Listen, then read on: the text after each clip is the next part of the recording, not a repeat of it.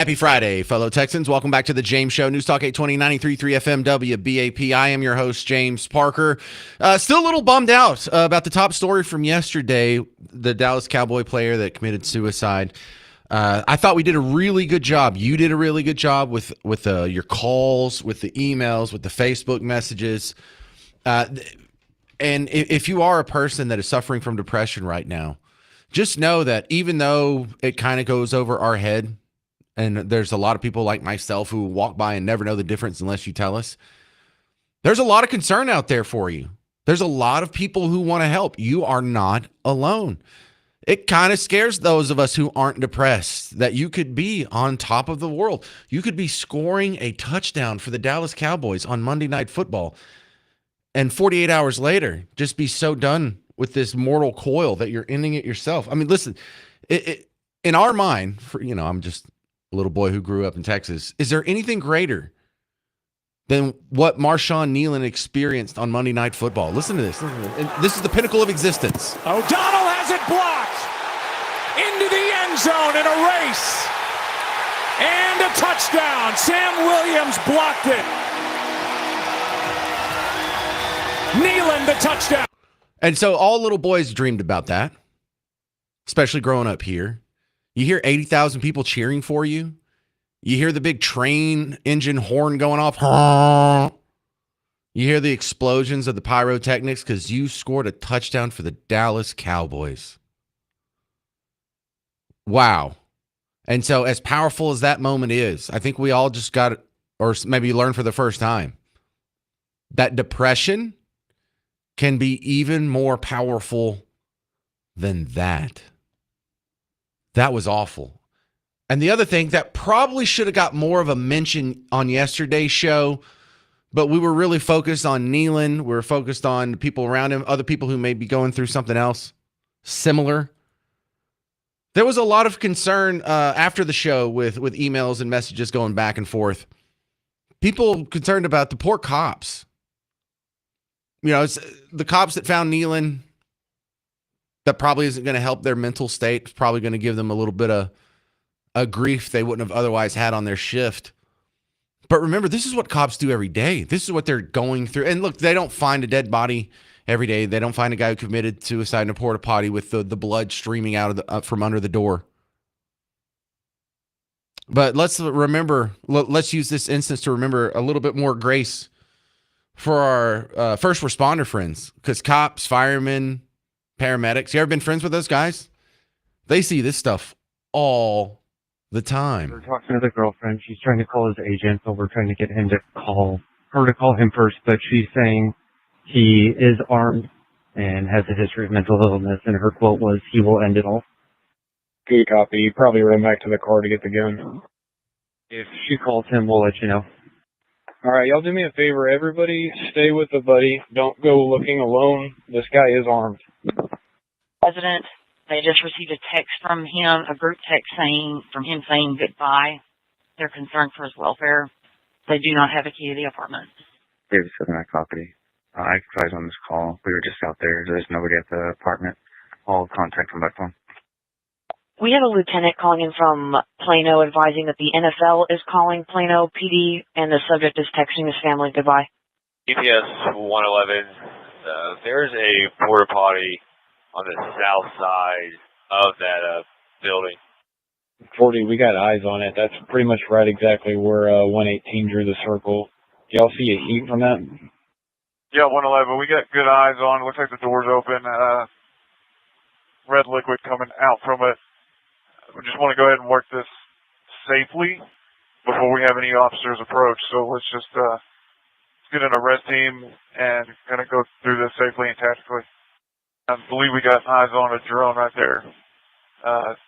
Still got eyes on the target inside that porta potty. We're pushing the drone there now. Got a good copy. Just on our last orbit, we didn't see any movement.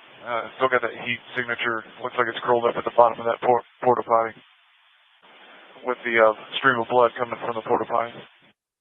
Yeah, that's a 10-4. He's going to be laying on his side, facing inward, and quite a bit of blood coming out. God be with those guys. You know, when I have a hard day at work, it never involves that. It never involves blood. It never involves death. It never involves someone having the worst day of their life. It never involves someone having the last day of their life. I don't have to get on the phone. I don't have to talk to parents or girlfriends or other concerned family and friends who've received the goodbye message from someone. But cops do. Firemen do. Paramedics do. That's tough. Something else that deserves a huge mention. And we did talk about this a little bit on the show yesterday, but God, just the family. You imagine getting that text from your kids? Goodbye. I love you. I'm sorry, I just can't do this anymore. And even though we know this is mental illness, we know that it's not the parent's fault. Are they ever going to feel the same way, or are they just going to carry that pain around for the rest of their life? So when you put all this together, what an ugly situation. We're human beings. There's going to be people with mental issues. There's going to be suicide always. But what can we do to minimize this? And in some of the threads in the comment section under the discussion that's being had online, you're seeing a lot of parents say that they're going to be a little hesitant about letting their sons play football. And they'll say, yeah, maybe flag football. But this thing where you have to put on a helmet because you're going to be banging your head against other people's heads, they're skipping it. Is that rational? Is that the right thing to do? Because I'm not skipping it. I'm not scared of my boys playing football. And in fact, I think my younger one, he's interested. He's 7. He's in 7th grade. He's thinking about doing it next year. Wouldn't stop me for a second. Am I crazy? 800-288-9227. But don't just listen to me. We're going to talk to Dr. Matt Chalmers next and ask him, should there be some concern about letting your kids play full contact football, especially in the light of the Dallas Cowboy player suicide that happened this week? Is that mental illness that could be exacerbated by head trauma? We'll talk to a doctor next about it. I'm James Parker. It's News Talk 820, 93.3 FM, WBAP.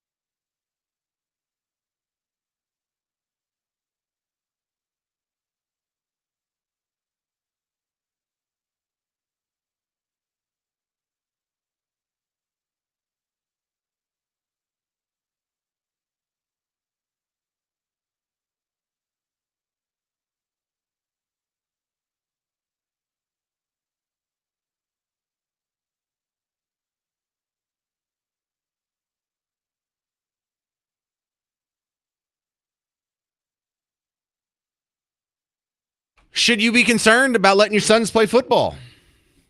Yeah, it's the James Show. News Talk 820 93.3 FM WBAP. Tough question for a Friday crowd, but let's bring in a little bit of expertise on the subject. Dr. Matt Chalmers is back on the James Show. Welcome back, Dr. Matt. After the Cowboys player suicide, a lot of people are, basically speculating, but this is all we have. It's a new story here. But even if you have mental health, the idea that it could be exacerbated or inflamed by high contact activities like tackle football. What do you think about that, Dr. Matt? Is that an urban myth or is that a legit concern?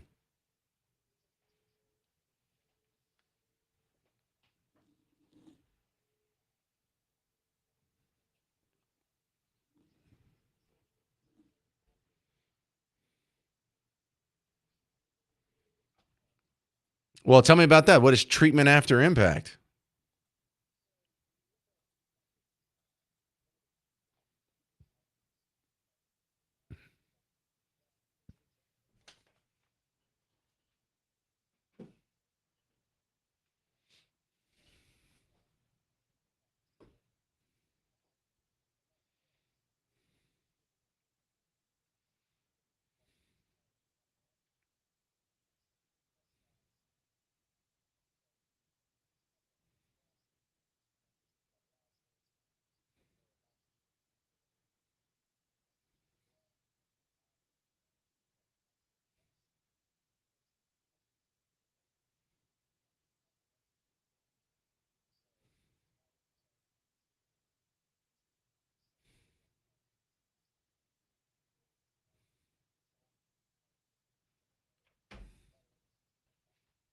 Does the NFL do any of that?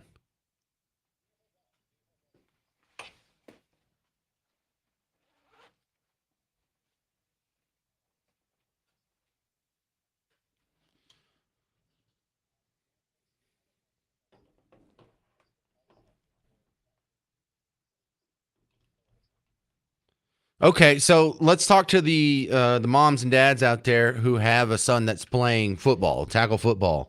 Give the rundown again. What should they do if they think their son has a small concussion? Or, they call it concussion, but I remember when we were playing, we call it getting your bell rung, where you would kind of do the cartoon things where you would see stars somewhat. Not a full blown concussion, but it would take you a little bit to recover. If your son's going through that, what would you recommend they have them do after practice as sort of a ritual or a treatment?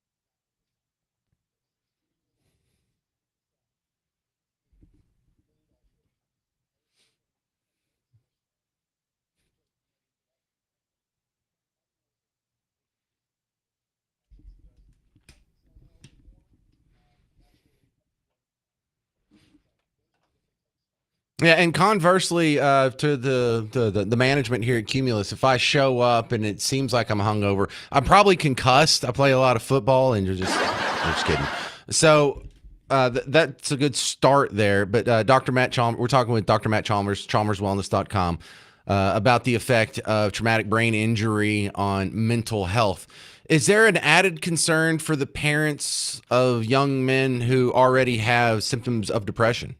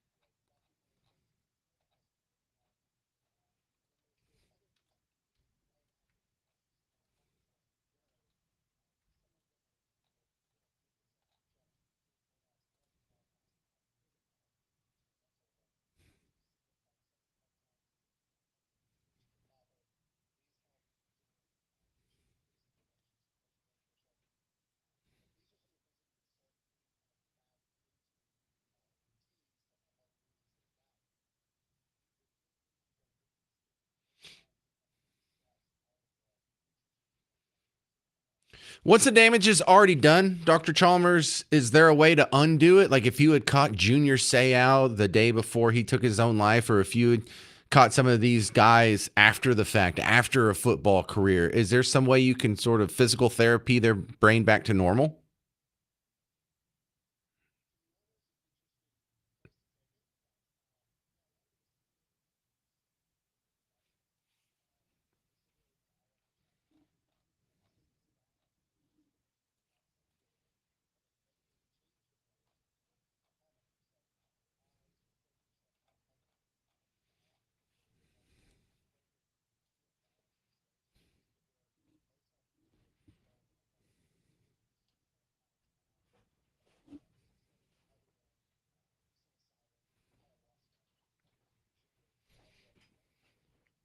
All right, Dr. Matt Chalmers, if someone needs help, where do they find you?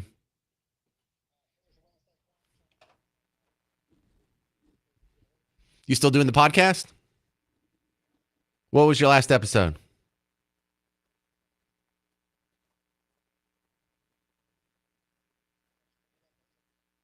Okay, good stuff. All right, well, thank you very much, Dr. Matt Chalmers, chalmerswellness.com. Appreciate your insight, sir.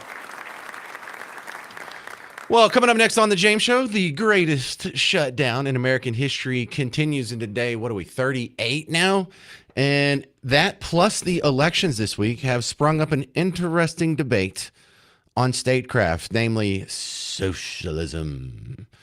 800-288-9227. I'm James Parker on News Talk 820, 93.3 FM, WBAP.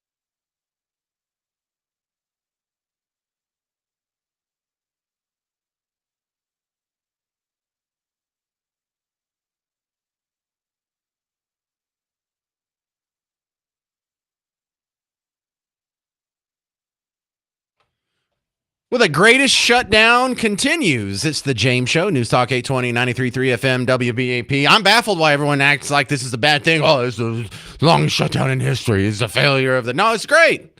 What are you talking about? You got the Republicans saying the Democrats have shut down the government. You got the Democrats saying the Republicans shut down the government. Why are you blaming the other guy? You should be bragging. This is the biggest break the taxpayers have had our entire lives. Thank you for the longest shutdown in history. I hope it goes another month and a half. Who knows? Let's see how long we get this going. Let's set a record so big it'll never be broken again. Let's not bring the people back. Let's just have this an infinite air quote shut down. Now, one of the surprises here is that a lot of us were kind of getting some head fakes at the beginning of the week thinking, well, this may be over pretty soon. Ted Cruz told Maria Bartiromo on Sunday Morning Futures on Fox News on Sunday that he expected the shutdown to end midweek this week. Will the government open this upcoming week? This is getting seriously impacting the U.S. economy. What's your take? I think it's likely to open Wednesday or Thursday of this week. The Democrats will wait until after Election Day because they think a shutdown is good for energizing the crazies in their party. But I think it'll be either late this week or early next week. Are you going to have to give on the Obamacare subsidies? No, the Democrats will collapse entirely. Okay. So that was the prediction he made on Sunday. He said either Wednesday or Thursday. Here it is on Friday, and that prediction failed, but the general tenor stands. If the government shutdown ends in the next few days, now it's probably not going to happen over the weekend. It could. They sometimes do work over the weekend. But if it ends pretty soon, and there is no great change to the bill that keeps getting voted on and voted down over and over and over, then his point will still stand. But that discussion has sort of turned into this filibuster debate because Donald Trump, wanted the Republicans to get rid of the filibuster. So you get rid of the filibuster, you don't need any, you can go around the Democrats. They can't stop you anymore. You can pass all the stuff you want to pass. However, that's where the debate started. So here's Trump saying in the filibuster, and this was on Wednesday. It's time for Republicans to do what they have to do, and that's terminate the filibuster. It's the only way you can do it. And if you don't terminate the filibuster, you'll be in bad shape. We won't pass any legislation.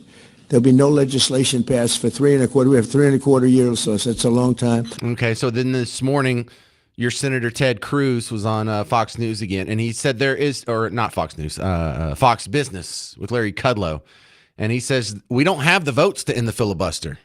I'm sure you were at the Republican breakfast with President Trump. All right, he wants to end the filibuster. Okay, and he's, campaigning on it, talking about it, tweeting on it. He talked to you all at the breakfast meeting. What does Senator Ted Cruz think about this? Look, the votes are not there to end the filibuster. It is not every president of our lifetime has wanted to end the filibuster because if you want to move legislation through, the filibuster necessarily slows things down. I can tell you that when Joe Biden was in the White House and Democrats had the House and Senate, it is only the filibuster that stopped us from absolute devastation. So that's where we're at now. That was this morning. It is now 2:30 something in the afternoon. So there's sort of the impasse we have going on. What's it going to look like on Monday? I don't know. We may not even be still shut down on Monday, but I still do not like the idea of getting rid of the filibuster. I like the idea of just leave it closed. Leave it closed and just let them sit there for as long as they want. And either they come and they vote for the continuing resolution that doesn't change spending levels as they're set right now, or the government stays shut down. You don't have to give in. In fact, this is what I would want you to do with a balanced budget. Just propose a balanced budget. Well, they're not going to vote for that. Well, then leave it closed. So I really think the Republicans can get a win here if they just buckle down.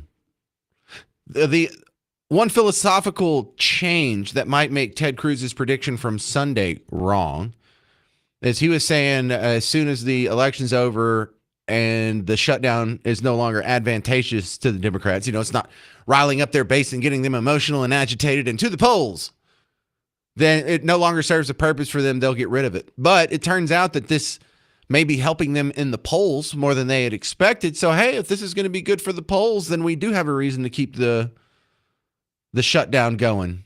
So I can see that going both ways. Now, there are two great discussions that are being had right now because of the shutdown, and then also because of the election results, with the figurehead, the titular head of that being Mamdani in New York City, because he's an avowed socialist, and he's not just New York City saying he's a socialist. He's actually proposing socialized programs. You know, free buses, free Wi-Fi, free daycare, all this free stuff. That's the classic siren song. But they're almost the same discussion here, whether we're talking about the food stamps and the other social programs that are being affected by the shutdown, or the social programs that are being pitched by Mamdani and his ilk in the new socialist wing of the Democrat Party. It really is an economic discussion. It gets framed as an ethical discussion. Like you're a bad person if you don't support food stamps. Why do you want poor people to die? Why do you want grandmothers to die? Why do you want disabled people to die? No. This isn't a moral argument. We're not in church. This is an economic argument.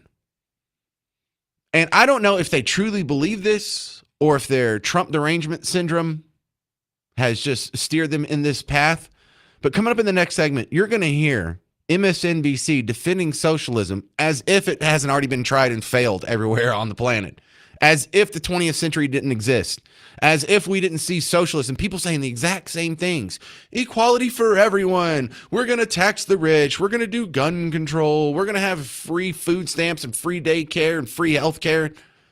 That's what they all said. And they ended up murdering 100 million of their own citizens in the 20th century alone. It's the deadliest ideology man has tried thus far. And that's a bold statement, because the history of mankind has been pretty failed. Yet here we are. You might crash your car when you hear MSNBC defending socialism next, because then they follow that up with crapping on Texas. And we're not going to let that fly. You'll hear it next on The James Show. News Talk 820, 93.3 FM, WBAP.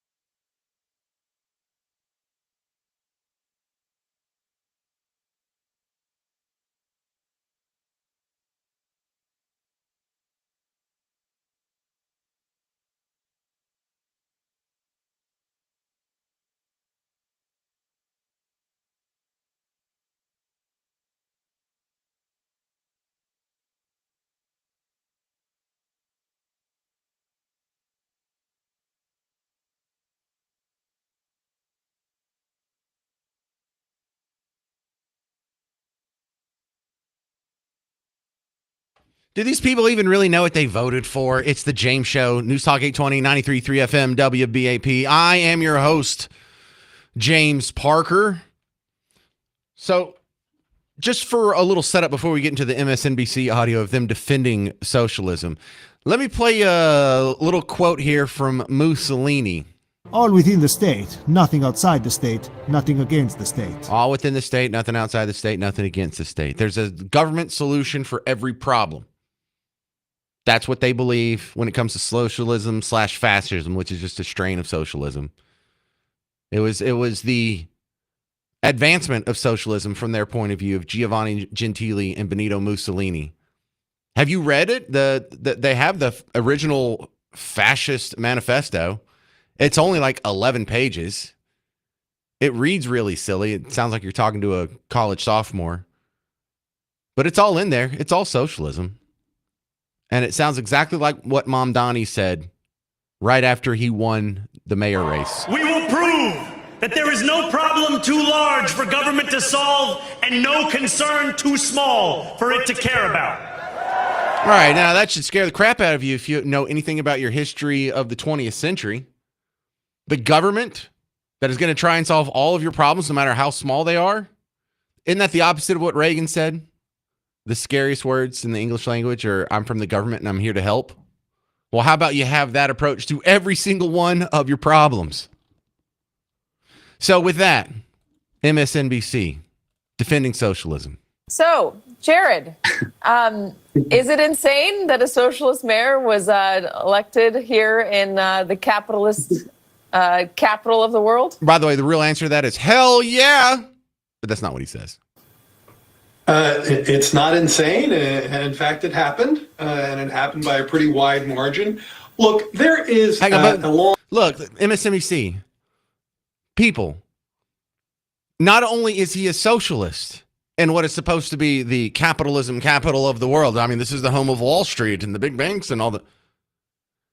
This is the guy who shares the religion that blew up the World Trade Center just, 24 years ago? And he's not like a happenstance. Oh, yeah, I mean, I'm a Muslim by birth, but I don't really believe any of that. Nah, he just went back to have a wedding in his compound. He believes all that stuff. He's running around with the Free Palestine support. Yeah, this is shocking. Yeah, we have a pro-Islamist, pro-socialist. Yeah, basically pretty much the Ba'ath Party. Now in charge of New York City. Yeah, that's a concern. But anyway, I'll let him continue. Long and mistaken view that what's good for Main Street, or should I say what's good for Elmhurst or Brooklyn Heights, is bad for Wall Street. If this mayor-elect, Mamdani, is able to chip away at the affordability problem, if he's able to make childcare affordable for many more New Yorkers, that's going to be good for the New York City economy. And that's not just me engaging in wishful thinking. There's a great deal of research that shows if people can afford to go to work, your labor force increases and you have positive productivity impacts. So this idea that making New York City more affordable, somehow it makes it a tougher place for the very wealthy to get by, I think is just fundamentally wrong. You know, there are places more affordable than New York City in America. It's called everywhere else. You know that? All you got to do is do what every single city besides New York does. You know where things are really cheap? Out in Bugtussle. You know what we don't have in Bugtussle? We don't have socialism. We don't have public transportation. We don't have a city income tax. Hell, we don't even have a state income tax out there. But we don't have all these programs. We don't have universal daycare. We don't have a bus system. We don't have light rail trains or subways. We don't have all these failed policies. You know, one of the reasons why New York City is so expensive is because of the socialist experiments that y'all done already. Y'all already have rent control. You already tried rent control. Did it make rents go down? Has it worked? Did it make New York City more affordable? Then why do you want to double down on this? There's not an answer. These are all rhetorical questions. But remember, when we go back to our interview with the Austrian immigrant who was a child in Austria when Hitler took over her country and changed a bunch of the policies. She listed out a bunch of the policy changes they made. It sounds like Mom Donnie's campaign platform. Look, this guy that was just supporting Mom Donnie on MSNBC. What did he bring up? Universal child care. Oh, yeah. That sounds familiar, doesn't it? Before Hitler, of course, the moms stayed home. They were good wives, and they raised their families. But under socialism, if you are not in the workforce, you are called a parasite. So the moms were being put out into the workforce. So what happened to the children? Child care centers. You could, and it was all free for everybody. You could bring your 4-month-old baby, leave it there 24 hours, 7 days a week. As longer you left your child there, the better the government liked it. Oh yeah, who likes universal daycare? That's so weird. That's not because I think that's one of the parties here in the United States that wants universal child care. I forgot which one it is though. Well, there's another part. One of our parties wants nationalized health care. They want universal health care, Medicare for all. Which one is that? That's so weird. Next thing, what happened? He nationalized our healthcare system. We had a reason. Yeah, it had a normal healthcare system until Hitler came along. That's weird. But yeah, when you go down the list here, look at Mom Donnie versus what we learn from this one Austrian immigrant lady. What did they do that's the same? Hitler was for abortions. Hitler liked OSHA and tight government regulations, safety regulations. He liked nationalized healthcare. He liked the idea of nationalizing the auto companies and the banks. He also told you, don't listen to your parents. Get religion out of education. Remove Jesus from the classroom. Hitler did that in Austria. That's weird. And the big one, gun control. Is Mom Donnie for gun control too? We also had gun control.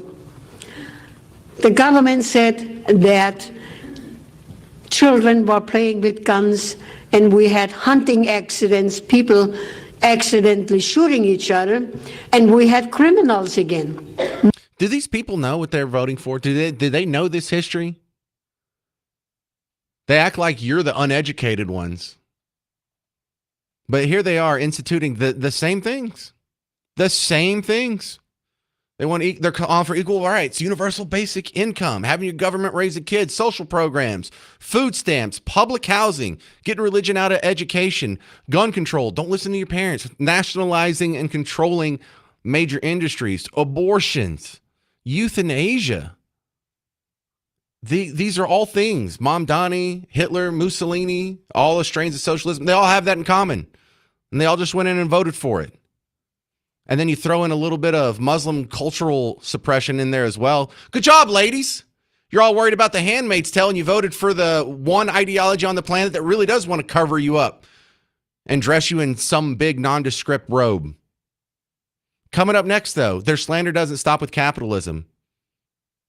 They actually, on MSNBC, defending socialism, defending New York City, talk to some smack about Texas, and you'll hear it next on The James Show. News Talk 820, 93.3 FM, WBAP.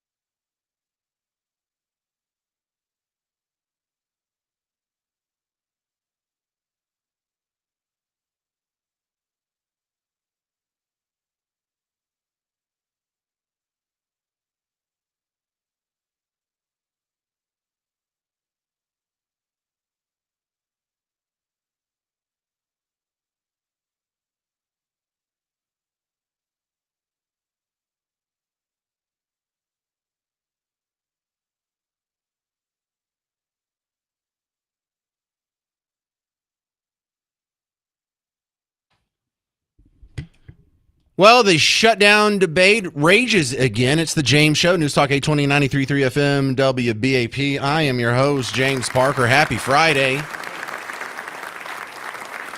So after not really paying attention to the shutdown, I guess that people were distracted in D.C. by the election that was happening this week. They're back. And Speaker of the House, Mike Johnson, has a new plan that would provide funding to pay members of the military and federal workers only. Some of the Democrats seem to be on board with that, and it seems like maybe something that could pass the House and have a chance in the Senate.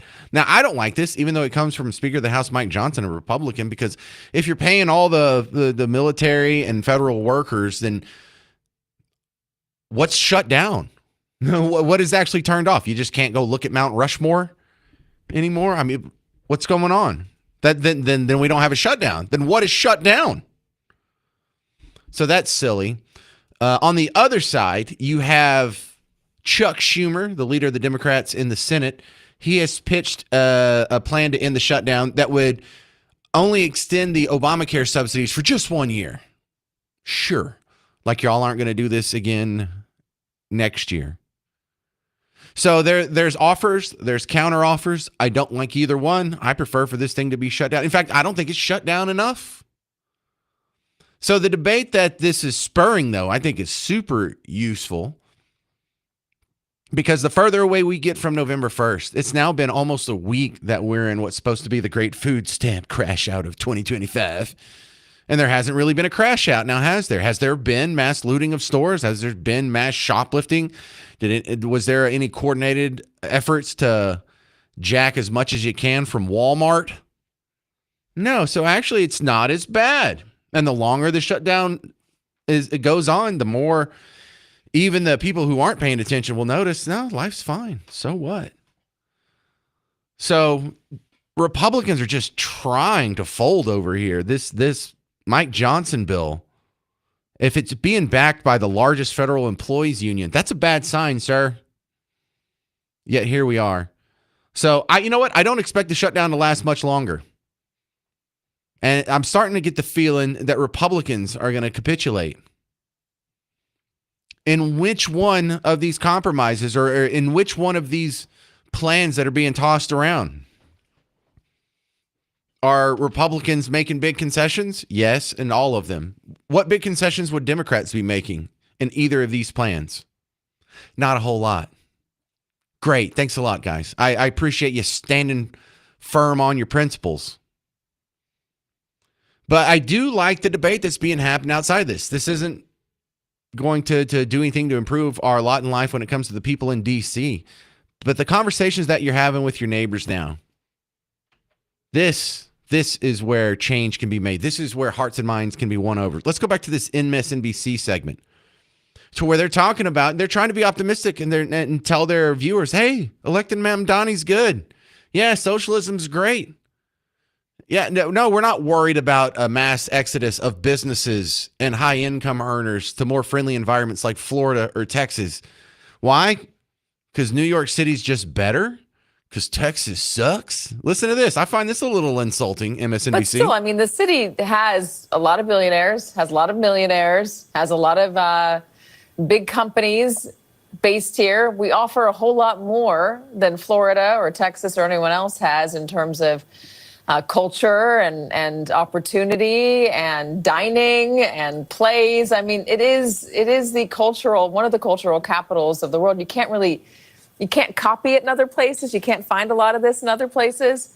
So when these millionaires and billionaires are talking about fleeing New York if Zoran Mamdani wins, do you see that as hyperbole or?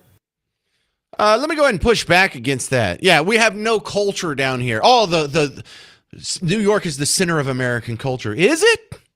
You sure about that? You sure about that? Who's that guy from the meme? He was on Saturday Night Live, Tom something. You sure about that? Let's talk about what really is the cultural center of America. Is it New York City? Is it the Northeast? Is it even California? Or is it the South? And, kind of anchored by Texas over here. Let's think about that. New York City, all the culture, huh? Well, when you think about music and America, I think the South wins that. American music is almost exclusively South. And I say almost because there's one exception, hip hop. But when you go back through history, when you talk about country music, where did that come from? Oh, yeah, the South. Well, when you talk about the blues, where did that come from? South. When you talk about jazz, where did that come from? The South. When you talk about rock and roll, where did that come from? The South. So with the exception of hip hop, which is notable, it's not just a footnote, it's something that did come from New York City. Thank you for that small contribution.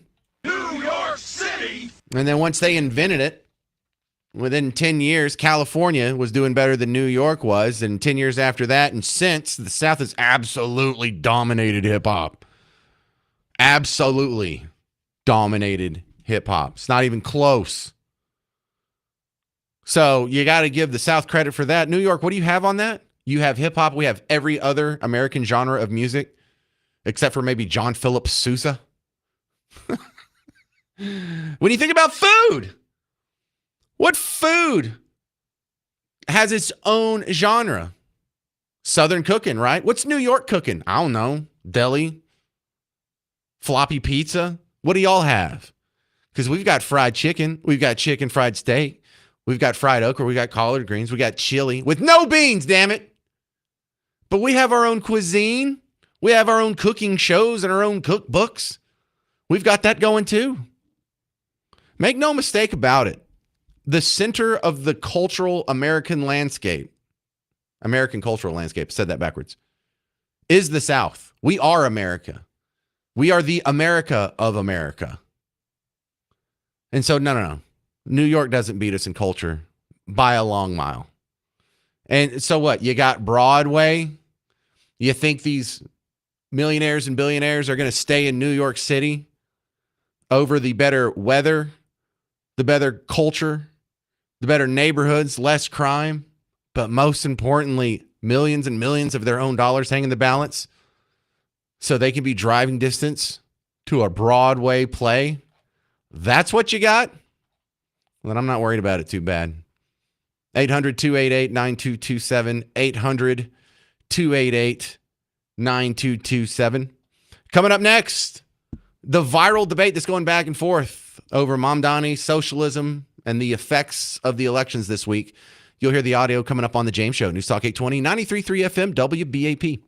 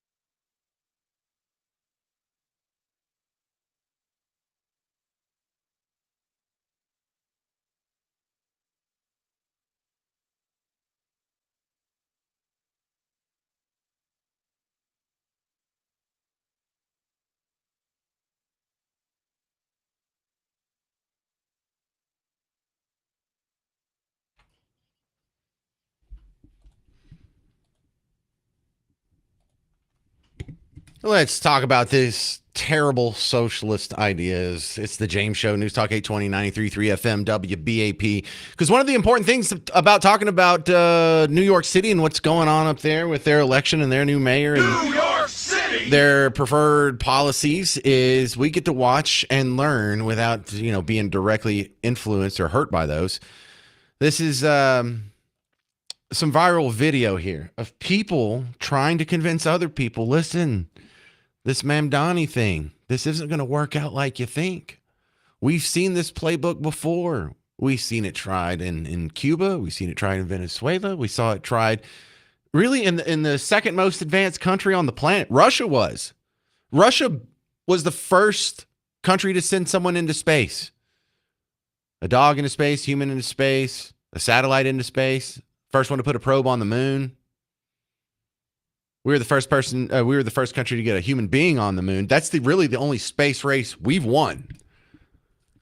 Even in that advanced of a country, it only lasted 70 years before it imploded on itself. So if you want to go learn economic history, read a couple books, you'll come back and you'll be like, this Mamdani thing's a terrible idea. And then you'll want to tear your hair out because there's a whole bunch of people around you who think this is great. Check out these viral videos, though. Congratulations, New York. You just elected a man who promised that he was going to pay all your bills, who makes over $1 million a year. So before we fast forward to the oops, we're broke part of this story, let's talk some numbers.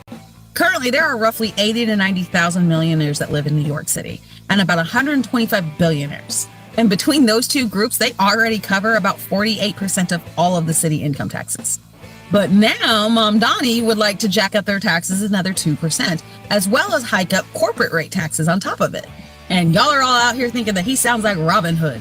But here's what's actually happening. 10 to 15% of those millionaires are already planning to leave. Another 10 to 15% of the billionaires are shifting residency or moving operations out of the city. And another 3 to 5% of major companies are preparing to relocate entirely. Sorry, I left my crayons at home for this one, but that is a guesstimated $1.3 to $2.4 billion in lost tax revenue every single year. And when that money walks out the door, the city is not going to be chasing the rich. It's going to be chasing you. Because when the top leaves, the bill always trickles down. So when your rent starts to climb and your city taxes rise and your grocery bill goes up again, it's not because the rich got greedier. It's because your mayor ran the investors, the jobs, and the tax base out of town. And the only thing that's left to tax them is you. All right, lady, you did a great job with the economic side of it. But the double whammy of this is like getting punched in the face twice. It's not just economics, it's the social part of it. And I don't mean socialism. I mean, this guy comes from a background, a religion, and a culture that routinely oppresses women. I mean, look, one of the big problems I have with the people who want to come over here and turn this into the Muslim world. You guys don't like bikinis? You want to take a hot chick and you want to dress her up like a ninja. You want her to look like the Imperial Guard from Return of the Jedi? No, thank you. Miss Parker's too beautiful. I would like her running around in little Daisy Duke jean shorts and a tank top. Thank you very much. And if your religion, your culture can't stomach that, then yeah, we have a problem. And the most confounding part is when you break it down, women between 18 to 29, so women under 30, they voted for this dude by more than 80%. Let's go, New York! Well done! Congratulations to Mandambi. Super huge shout out to all of his voters, but a big shout out to the 80% females that voted for him. The women under 30. Congratulations and well done. It's wild. 1 minute you guys are crying about oppression, the next minute you're voting for it. I love it. And I know you guys voted this way because your liberal teachers told you to, and because you think you're going to get something free from it. And you might get a loaf of bread when you're standing in 5 boroughs waiting for your scraps. Oh, I bet y'all women are excited too. Like y'all going out getting in designer Durkas, getting all signed up for the handmade Haji tails. I'm guessing you ladies are about to start taking classes on how to shut the up because you're no longer allowed to speak. Oh, it's a beautiful thing. To the rest of the world, maybe now you understand why we want to do away with the 19th Amendment, because all of our problems come from the 19th Amendment. Damn, when you think women can't get any dumber. Boom! There's something to be said for that 19th Amendment argument. Yes, I believe women should have the right to vote. But did you know if women didn't vote in the last election, Trump would have won all 50 states? Do you realize that? 800-288-9227. This is Martin in Euless. You're on WBAP. Happy Friday. You know what is a hilarious bit of irony? The same dimwits who just had their No Kings rally because they didn't want to be ruled by a king are the same ones that just voted to be ruled by a king, namely Mom Danny or whatever his name is. Well, no. This isn't socialism. This is democratic socialism, Martin. So there's not going to be any, totalitarian government here because it's democratic. This is totally different. I'm sorry, I got confused. I know, right? And I don't understand how that's supposed to work. Could I put democratic in front of Nazism and it all of a sudden becomes okay and we can just ignore that they killed millions of people in the 20th century? Can I put democratic in front of white supremacy and it becomes okay? How does socialism, how am I supposed to believe socialism all of a sudden? Oh, no, this isn't a bad thing. This is democratic socialism. No, it's still terrible. Just because you have people that go vote for terrible policies doesn't make them not terrible. But no, yeah, I mean, part of me is enjoying this, Martin. Me too. There's an old saying that life is hard. It's even harder if you're stupid, and I think we're seeing it play out. Well, and the other saying about democracy is the good thing about democracy is it gives the people the government they deserve. The bad thing about democracy is it gives the people the government they deserve, and it gives it to them good and hard. That's exactly right. And New York is about to get it good and hard. All right. And in the meantime, we can't even get the people in D.C. to get together and say, hey, maybe we should balance the budget for 5 seconds. No, they're a basket case at all levels. 800-288-9227 if you have any comments on that. Because coming up next, another episode of the radio segment that's taking over North Texas, Garrett's World, coming up on the James Show. News Talk 820, 93.3 FM, WBAP.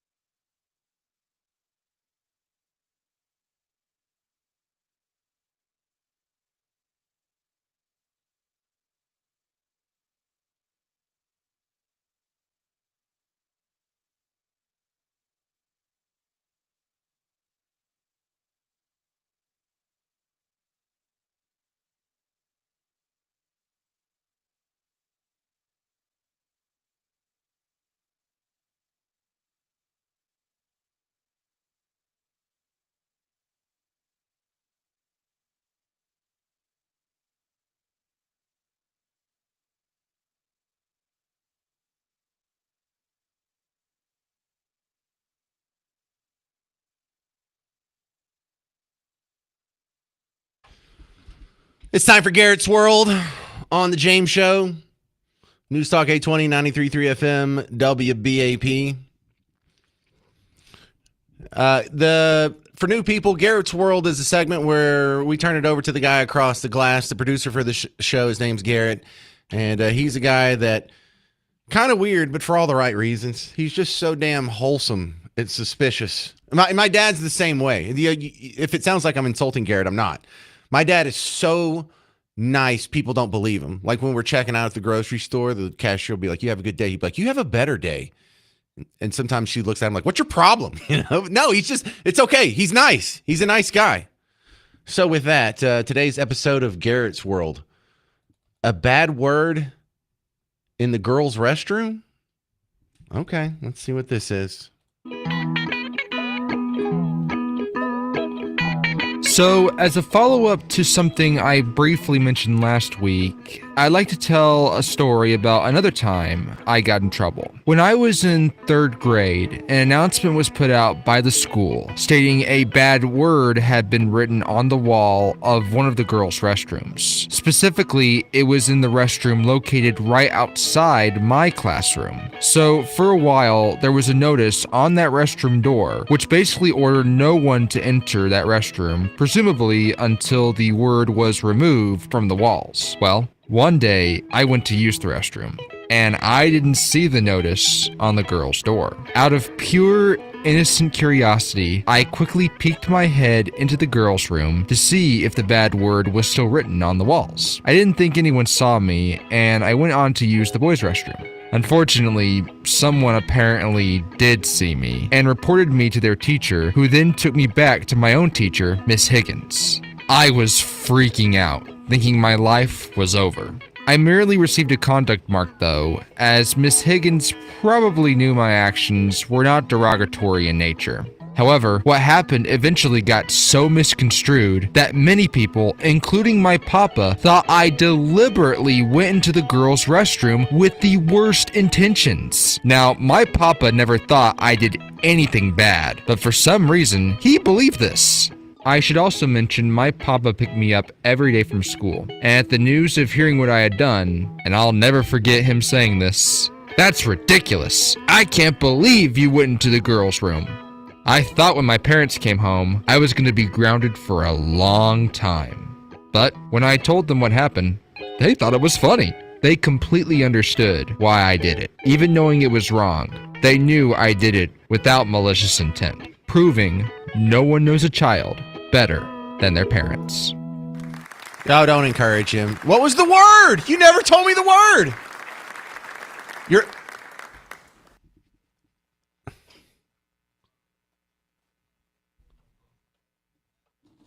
It's probably Tylenol. Bad word, man.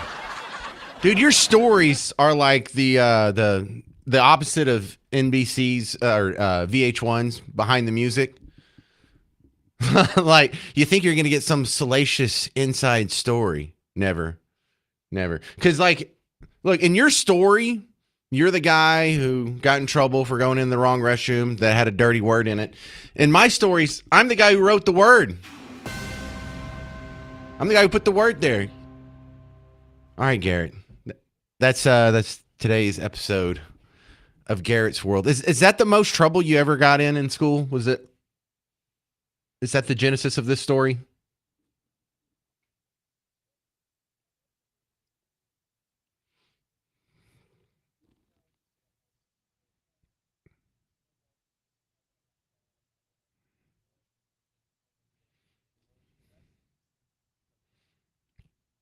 Yeah, well, that's different than me. I mean, I go to the principal's office and get swats. Why? He hit Cornelius in the head with a rock. Yeah, that's what James did. Not, I went through the wrong door. I'm over here giving people CTE in 7th grade, I suppose. All right, well, that's another just captivating, fantastic episode of Garrett's World. A story from the guy on the other side of the glass. Stick around. We do this every Friday at 3:30. 3:35 is now the Garrett's World time slot here. So adjust your schedules accordingly. Okay, coming up next on the James Show, We have some updates that I'm way, way excited to tell you about. I am going to be the historian that is documented day by day, bit by bit. Dart circle in the drain. More cities are now voting to kick out Dart. Former Plano City Councilman Shelby Williams is going to celebrate with us next on The James Show. News Talk 820, 93.3 FM, WBAP.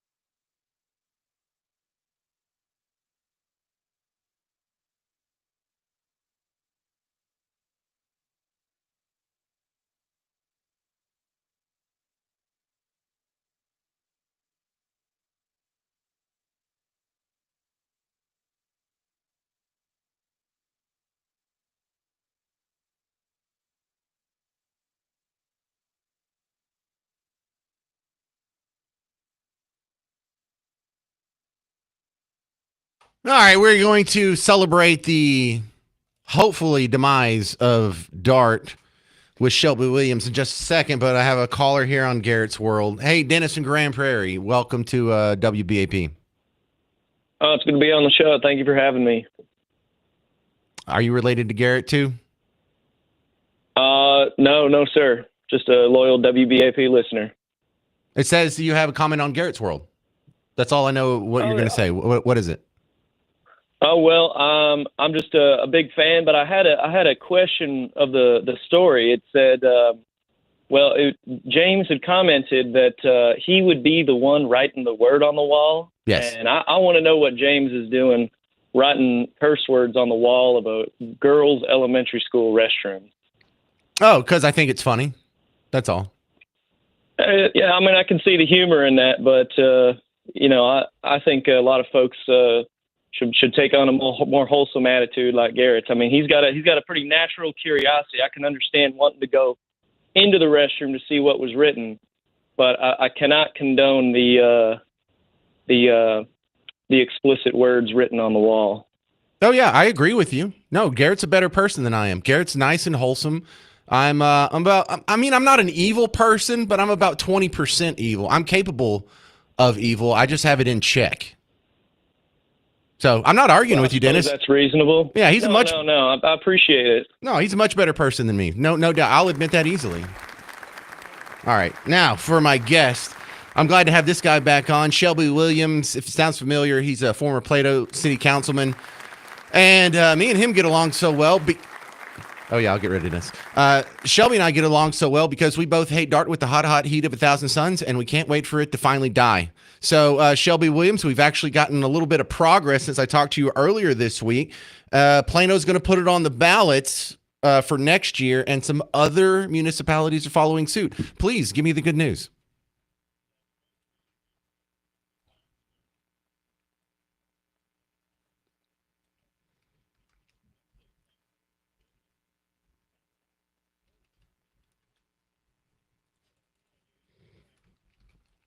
Well, the next step is, will these votes actually go the way we want them to? And the big concern I would think is Plano, because it used to be red. It's gotten a lot bluer as of lately, and I'm not sure if that vote's going to go the way I prefer.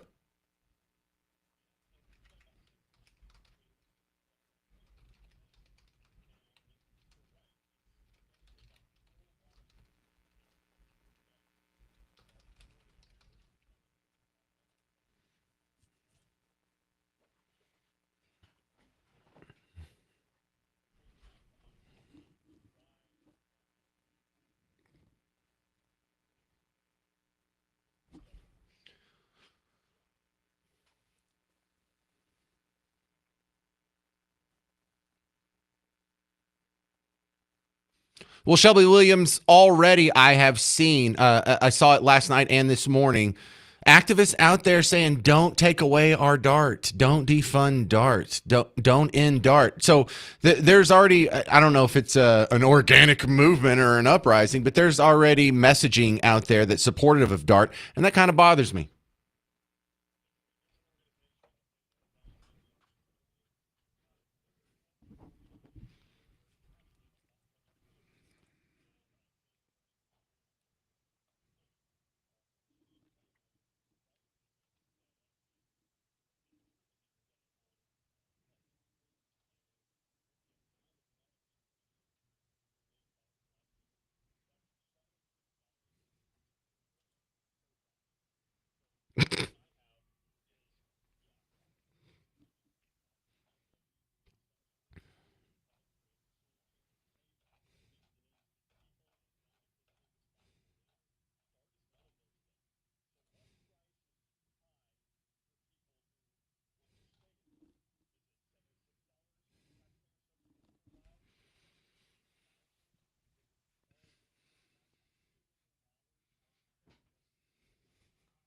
Well, I don't know if I want to give up the ideological battleground that we do need some sort of public transportation system, period, point blank, end of story. Well, who says we do need one? Who says we're better off with one?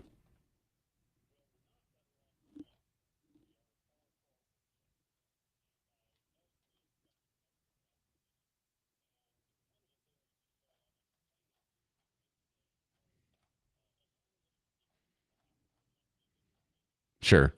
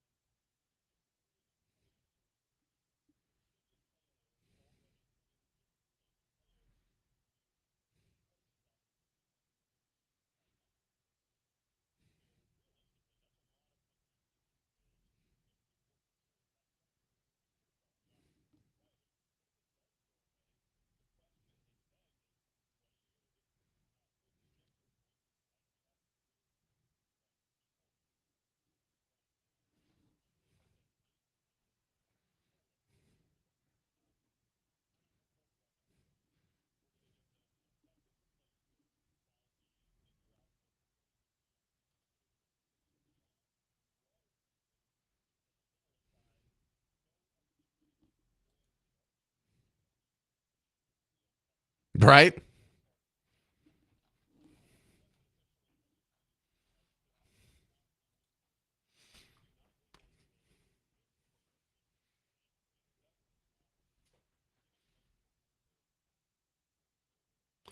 We're talking with Shelby Williams. He's a former Plano councilman who's currently running for Collin County Commissioner, and we're talking about the actions of some of the municipalities kicking out DART, perhaps. Well, let me put a quick corollary on how you described my position here.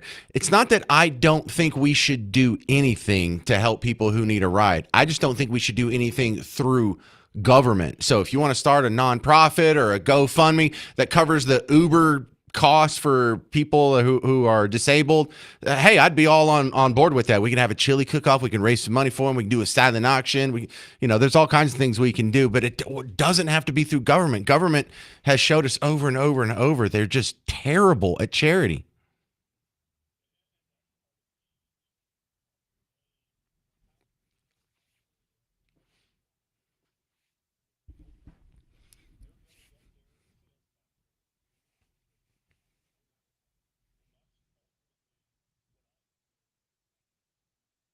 Yeah.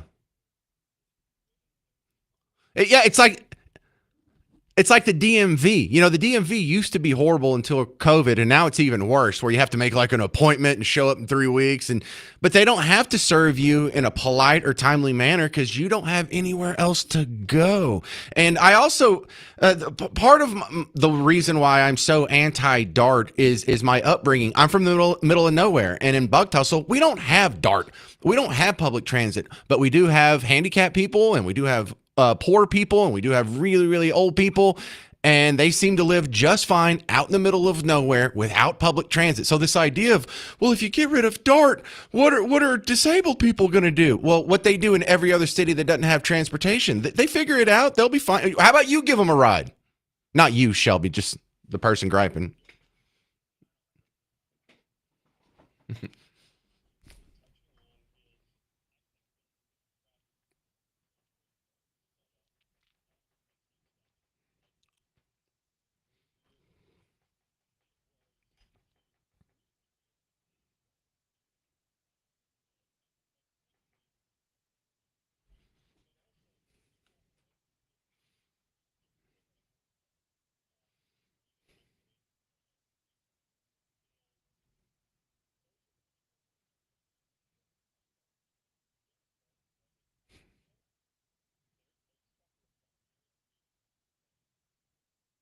No, I totally get it.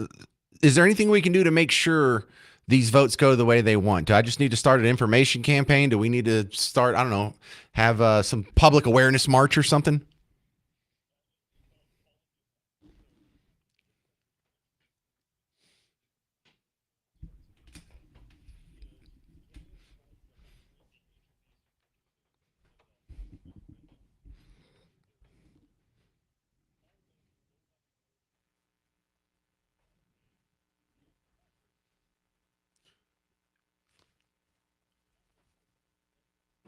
Right. And didn't you say on Monday or Tuesday show that Plano spends more on DART than they collect in all residential property taxes?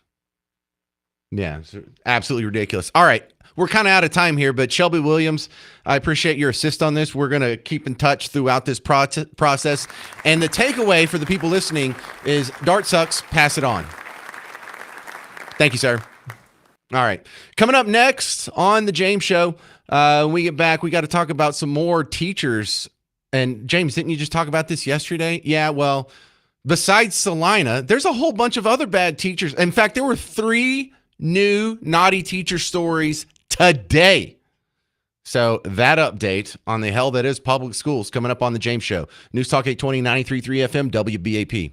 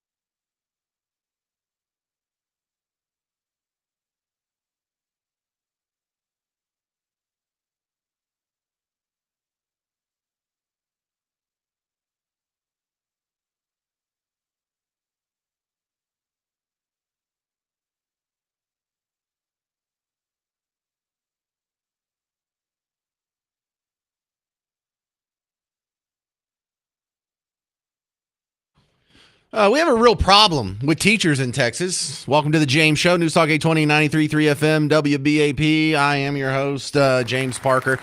Happy Friday.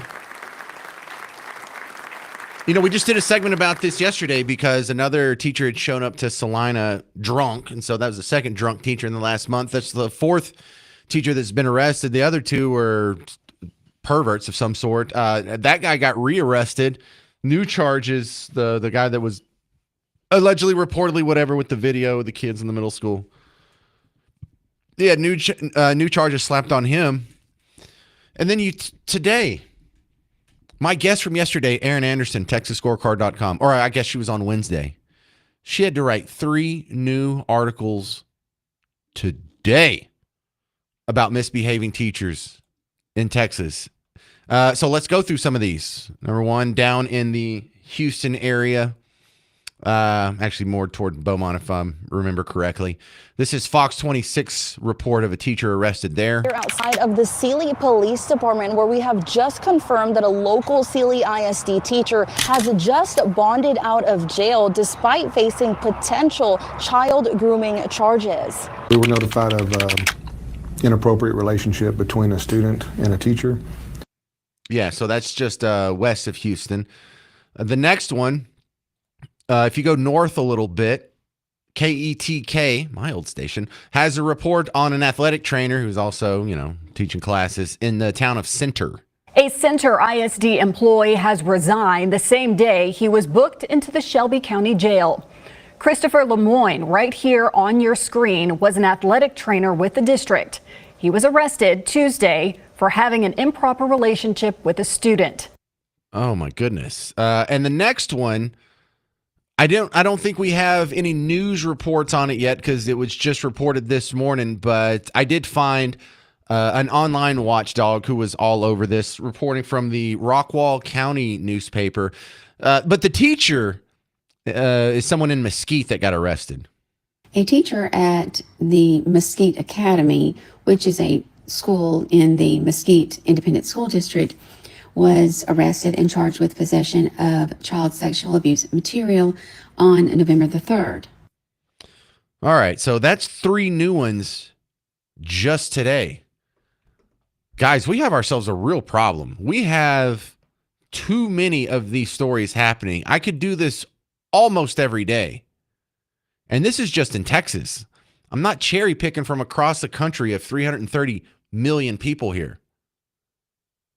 But if this was happening in other organizations in a way that wouldn't hurt the narrative, this would be the top story in the country. Remember, we had Black Lives Matter, a movement that sprung up during Barack Obama over what? The police killing unarmed black men. That's something that happens 15 times a year. Some years it's only like 9 times. It's like single digits. Some years it's like 20-something times. But on the average, it's about 15, maybe 20 times a year is an unarmed black man killed by cops. That was so important. That level of injustice, that level of harm being brought to the community, or at least perceived harm being brought to the community, was so important. We had riots almost every weekend for 6 months in 2020. We've had riots all over the place for decades over this issue, whether it's Ferguson, or where Kyle Rittenhouse got rolled up and won. I mean, it's the most important. It's so important. We had to put messaging in the end zones of the NFL, and it only happens 15 times a year. We've had over 300 of these stories documented by TexasScorecard.com in the last 2 years. Is that not enough? How many does it take before it's a real concern here? It's a lot. There's a lot going on with our education. And sometimes when you talk about our education, you're talking about the low test scores. Sometimes when you're talking about our educational problems, you're talking about the misbehaving teachers like you see here. Sometimes when you're talking about our educational problems, you're talking about college kids and they can't afford it, or they're being indoctrinated to believe crazy things like Mamdani is going to be good economically for New York City. But check this out. If this one viral video isn't a great encapsulation, here is a grown woman who looks like she's in her 30s. She makes a viral video griping about her student loan. The crazy part is she betrays to the entire world that even though she's gone through 13 years of public school or, regular schooling and gotten a degree, she still doesn't know how interest works. And she doesn't have the self-awareness to know this is embarrassing. And then I make the mistake of going in to check what my student loan balance is. And every time I am shook and I'm disappointed and I'm heartbroken just looking at the numbers. But it's insane. I pay almost $900 towards my student loans, my Parent Plus student loans, every month. And I was just doing the math, like comparing the principal amount with the interest and like the amount of money I've paid. I looked at what the balance was that I guess the last time I checked was in January, actually. So the balance was like still over 100K. But then when I did the math for the balance now, the only difference is like almost $1,400. So I've only brought down the total by $1,400, even though I have been paying almost $1,000 every month. And that is how we all get over by interest. No, you're not getting screwed over. That's how interest works. I don't even have to look. My hands are in the air. I don't even have to do math. I don't have to type this into my calculator. You're paying about 8.5% interest, which isn't anything too crazy. It's like you bought a $100,000 car. Okay. You want to pay that off in 4 years like a car? What's your payment going to have to be? Something close to, I don't know, 2,000, 3,000 bucks. Yeah. You want to pay off more principal on your student loan every year? Well, then you're going to have to pay more than $1,000. That's how it works. Do the math. Do you not know how math works? Do you not know how interest works? You're not getting screwed. You're getting a really good deal. Someone's being patient enough to let you pay just a small trifling sum on your loan every year. Your payments are too low. You're not getting screwed. No one tricked you into this. It's the most basic math that every sixth grader should know. Somehow you made it all the way through high school and college with a degree, and you're caught off guard by this. You need to go back to your college and get a refund. 800-288-9227. Coming up next, speaking of improving education, Jason Taylor, the guy who founded Code Launch, is going to be on the show to talk about an event that's happening next week in Dallas. It's going to be super cool. The finals of the Code Launch Challenge, where different app developers and coders come together in sort of a Shark Tank competition. And we're about to award the international championship next week. It's a really cool setup. You'll learn about it next on The James Show. News Talk 820, 93.3 FM, WBAP.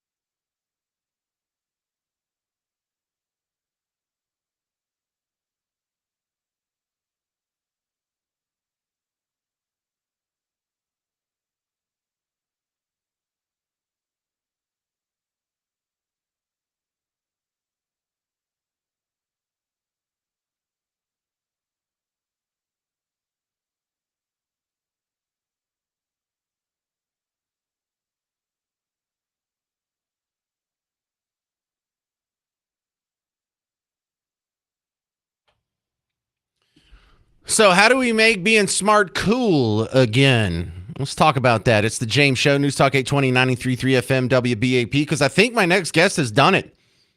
His name's Jason Taylor. You probably heard him on the James Show several times. He's the founder of Code Launch. CodeLaunch.com is the website, but it's an international competition where people get together and they pitch their ideas for the apps that they're working on and try and win investors. And it's very much like a Shark Tank thing. But I went to the finals at Gillies last year, and I was expecting, like kind of a science fair competition. That's not what I got at all. What I got was American Idol for smart people. I was blown away. And just to let you know, I'm not running my mouth. Not only am I going next week, I'm bringing my 15-year-old son because I want him to see it. So welcome back to the show, Jason. All right. So for someone who's never heard of Code Launch before, how do you sell them on the idea and explain it to them in just a minute or two? Venturetainment. You made up a word. Okay.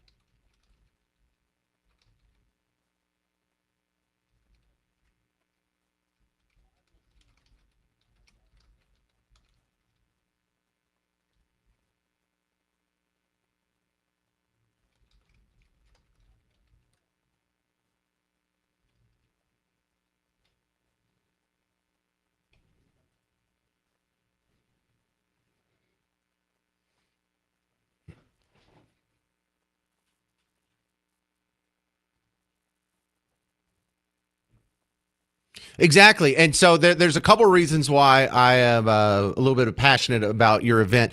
Number one is that I spend so much time the rest of the year talking about how we focus too much on sports and dumb stuff when it comes to our kids and their education. And if we paid half as much attention to academics as we did football or basketball or baseball, we would have a lot better results as parents. And this is what I'm talking about. This is how you make being smart cool again, is you actually pay attention to it and you show it to your kids and you show them that, hey, you're interested in this and they should be too. And so that's the first thing that gets me super excited about this. The other one is I'm a free market capitalist pig all the way down to my core. And so you've got in the venture capital aspect, and this is how you get ahead in the world. You come up with an idea, you start a business, you get some startup capital, and you make things happen, and that's how you get ahead in the world. And so I love both aspects of that, Jason.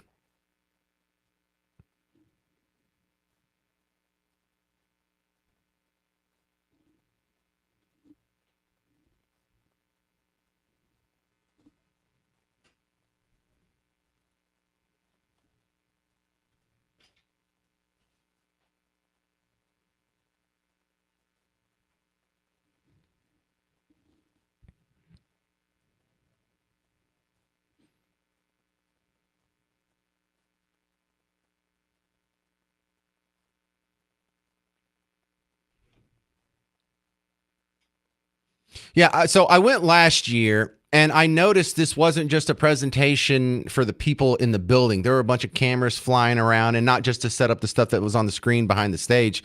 Is this going to be filmed for like a Netflix pilot or something? What's going on with that? Or are you allowed to talk about that?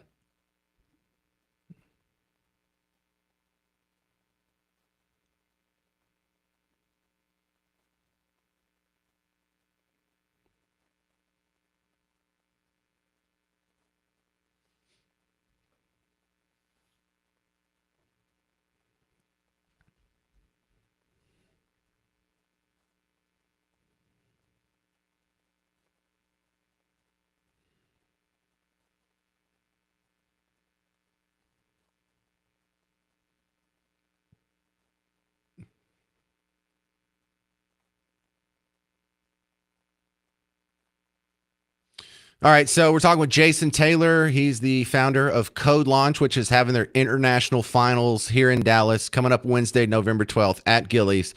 I'm going to be there. If you want to go, you can get a free ticket with the promo code WBAP. Go to codelaunch.com to buy your tickets, I assume. Codelaunch.com.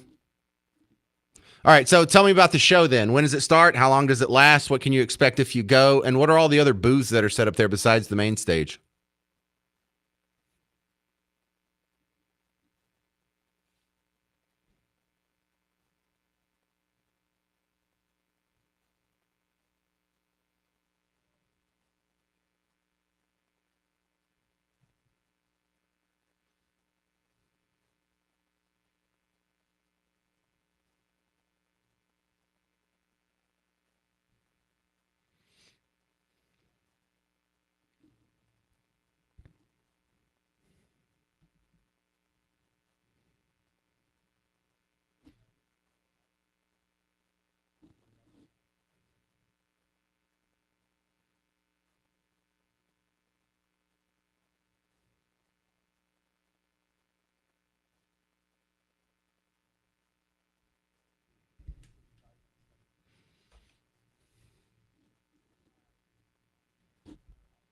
All right, we're going to talk about this more, on Monday or Tuesday's show? I think I got you scheduled for next week. Monday. All right, we'll spend a little more time with Jason Taylor. He'll be in studio, so his audio will be a little bit better, but it'll be previewing the international finale of Code Launch. For more info, codelaunch.com. If you want to get tickets, use promo code WBAP and get a freebie on us. Thank you, Jason Taylor. We'll talk to you on Monday. All right, coming up next, we've got to play Name That Artist for 2 tickets to see Sting. Sting's coming to the Pavilion at Toyota Music Factory on May 10th for the Sting 3.0 tour. Get information at livenation.com. And I'll give away some tickets next. All you got to do is call in 800-288-9227, 800-288-9227. I'll play you a music montage. You name the 10 artists. The tickets are yours. I'm James Parker. It's News Talk 820, 93.3 FM WBAP.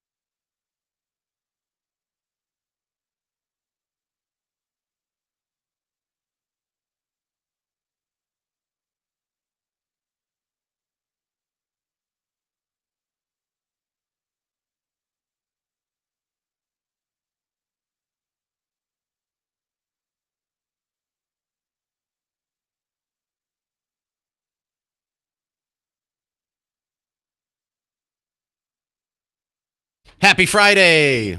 You're just in time for Name That Artist on The James Show. News Talk 820, 93.3 FM WBAP. I'm your host, James Parker, and we do this every Friday. We play Name That Artist. Today we're playing for tickets to see Sting. That's pretty cool. Sting, the tour is called 3.0.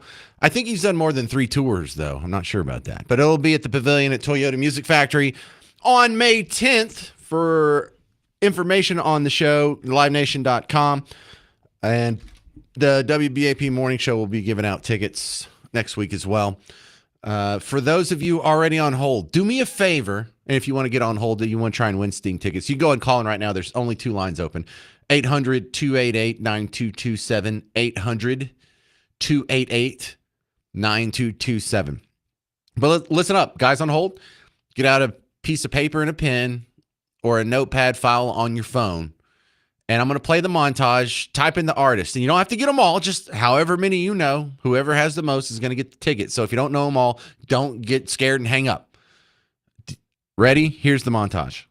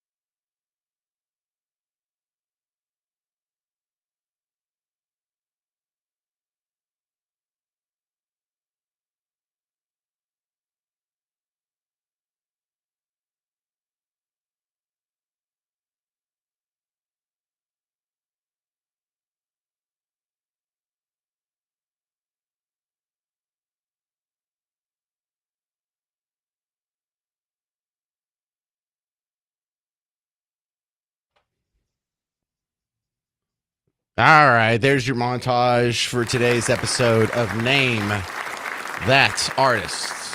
Let's start. Who's been on the longest? David? Yeah. David and Keller, you're our first contestant. Oh, wait a second. Don't get the music going. Are you ready, or do you think you need to hear the montage again? I could stand and listen to it one more time. We have time for that. All right, everyone else on hold.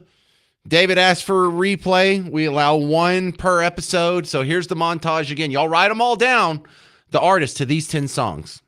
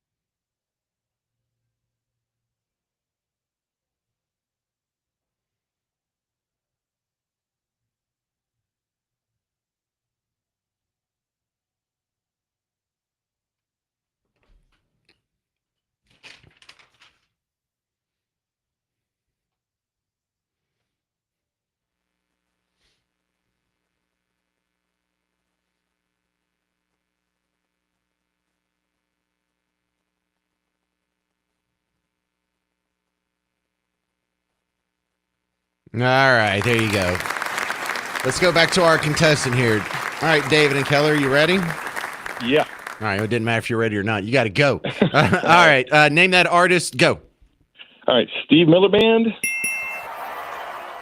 Bryan Adams, Depeche Mode, I Don't Know, and Tom Jones, Glenn Campbell.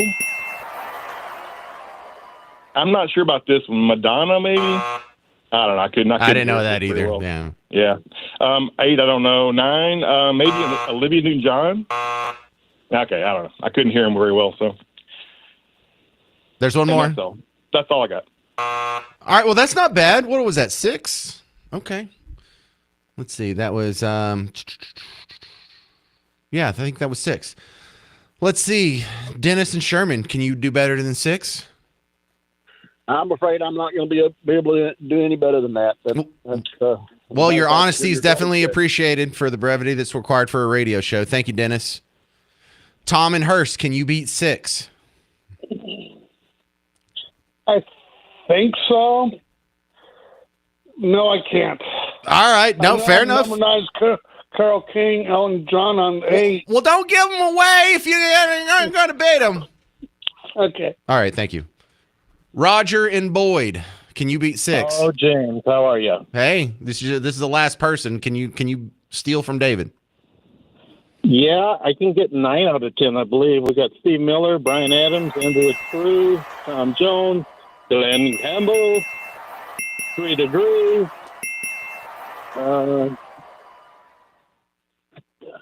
Let's see, Barry Manilow, Carol King, Elton John. Yeah, and there was also a Depeche Mode in there, but you already won, sir. You already won.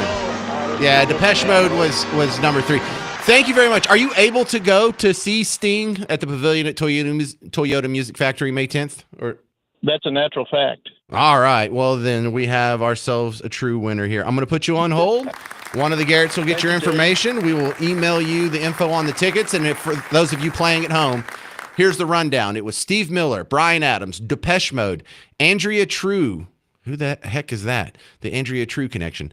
Tom Jones, Glenn Campbell, 3 Degrees, Elton John, Carole King, Barry Manilow.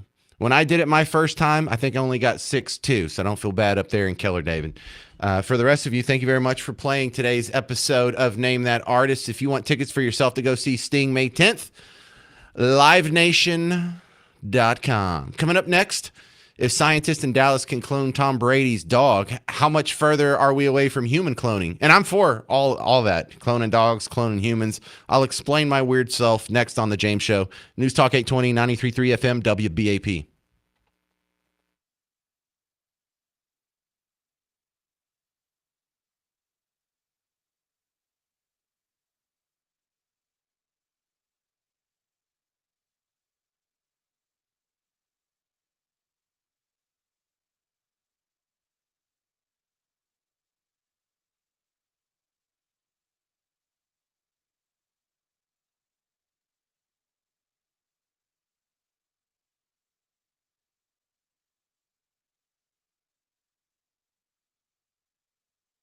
Hey, sports fans, James Parker here for the Prize Picks app. Now, the Cowboys are off this weekend, so if you want to just have a little bit more fun with the other sports you're watching besides the Cowboys, it could be pro football, it could be the other teams. There are other teams that exist, but also don't forget they've got your college football, they've got your hockey, they've got your basketball, they've got all these other sports, the golf, the tennis, the racing, the esports.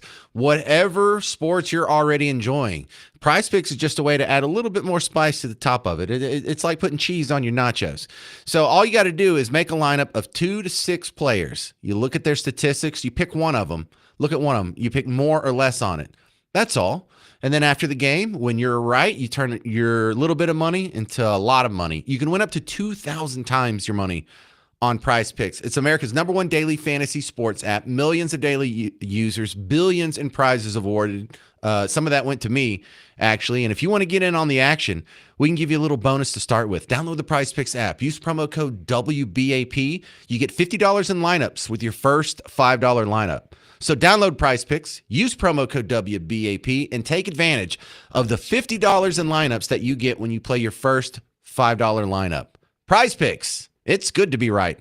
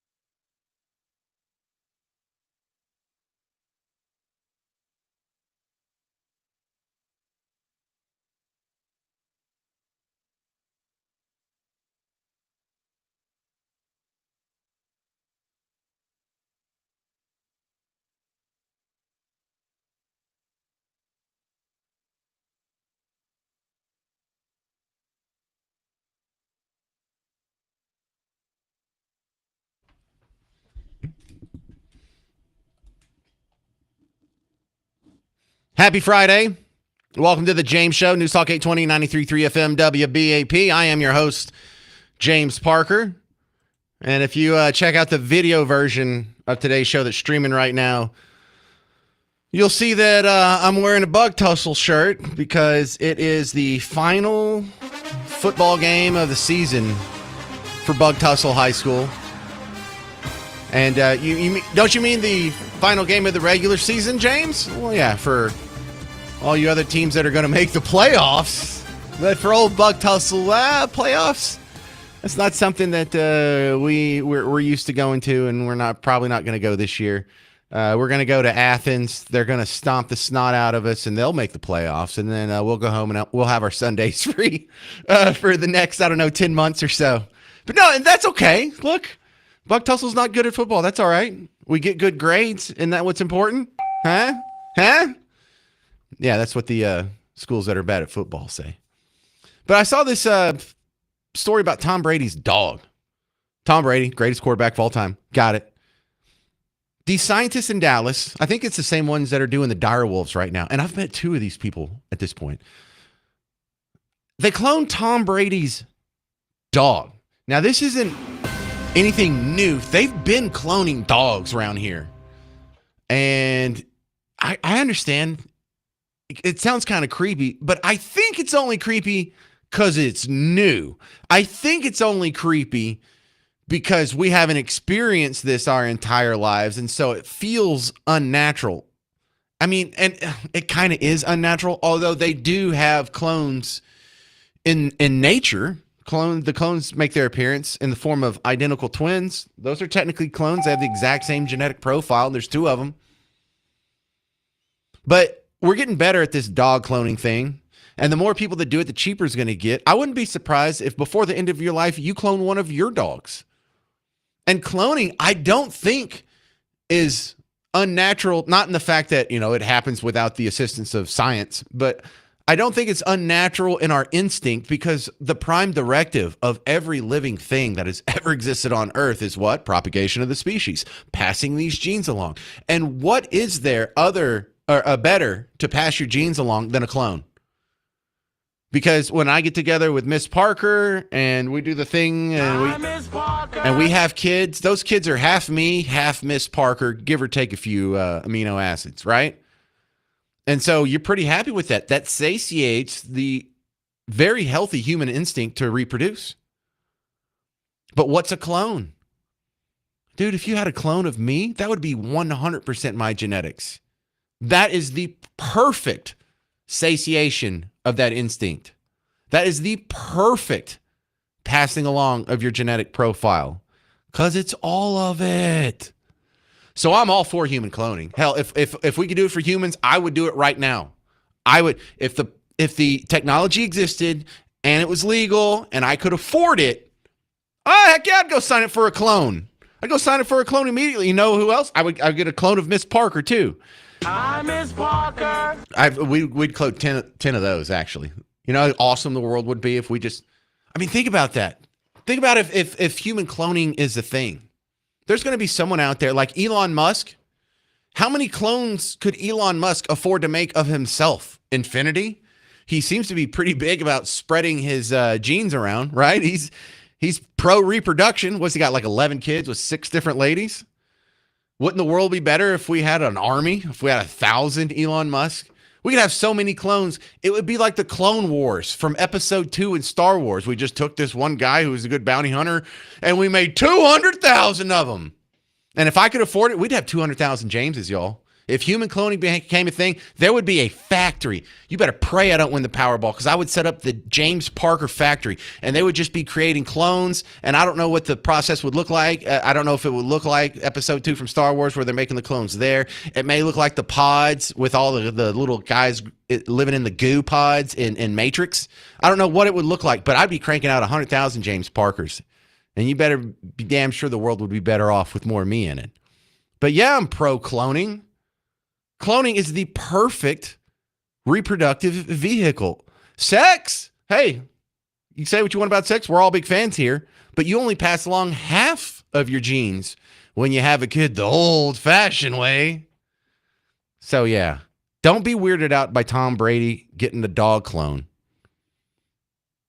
You might do that next. And just go ahead and start thinking about this and tossing it around on your head. We're going to see human cloning.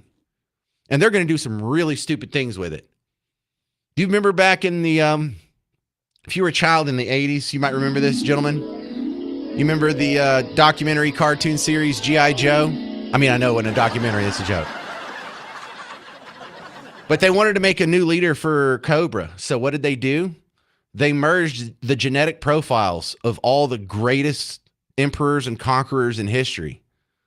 And this was a lot for 11-year-old Parker to take in here, but I was taking notes. They combined the DNA profile. They got some DNA from Genghis Khan. They got some DNA from like Napoleon. They got some DNA from like all these other just horrible people in world history. And they spliced them together to make Serpentor. That's where Serpentor came from, right? That sounds really stupid, except that's going to happen. You understand that? Not only are we going to have perfect clones, they're going to make like the perfect talk show host. They're going to take a little bit of Rush Limbaugh's DNA and they're going to mix it with a little bit of James Parker's DNA and a little Joe Rogan DNA, maybe Sean Allen DNA. Just trying to help you out. No, Sean's not making the cut. I'm sorry, bud. But no, it's coming and it's going to be a beautiful thing. Do I have time for a clone? All right. I got time for one call. Mark, you only got 30 seconds. Mark and Rockwall, go. Oh, that's right. Okay. Little feminine. Yeah. Mark. Yes. Go. You got 30 seconds. Okay. The movie Multiplicity with Michael Keaton from, I don't know, 80s or 90s is about cloning. Yeah. And he's a general contractor, not enough time to do everything, gets an opportunity to clone himself. The first clone's a little more masculine and he gets a lot of stuff done and then decides, hey, this is nice. I'm going to do it again. Does it again. The next one is a little more feminine and, keeps all three of them, but himself and the other two busy, decides to do it again. All right, Mark. And the next one comes out, and he's a little special. I'm gonna have to check out that documentary, Multiplicity. Got you, sir. Appreciate that. Yeah, I'm gonna clone. By the way, I'm gonna clone 7 Miss Parkers. I'm gonna call them Sunday, Monday, Tuesday, Wednesday. I don't know what for. It's not like they just have a job assigned for that specific day, right? Just kind of spread out the duty. Sting will be at the Pavilion at Toyota Music Factory May 10th for the Sting 3.0 tour. Get information at livenation.com. Listen to the WBAP Morning Show next week for your chance to win tickets from them as well. Thank you very much for hanging out today. Mark Levin's coming up next. I'm James Parker. This has been The James Show on News Talk 820, 93.3 FM, WBAP.